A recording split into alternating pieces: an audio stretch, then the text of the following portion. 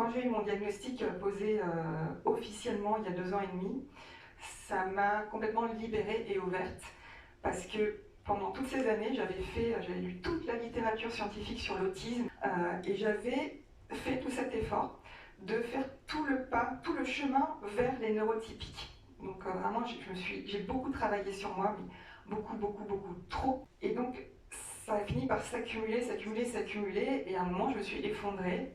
J'étais arrivée au bord de ce qui était à l'époque un fossé avec les neurotypiques qui, eux, n'avaient pas fait l'effort inverse pour venir vers moi, mais ils n'étaient pas au courant. Donc on ne peut pas vouloir aux gens qui ne savent pas.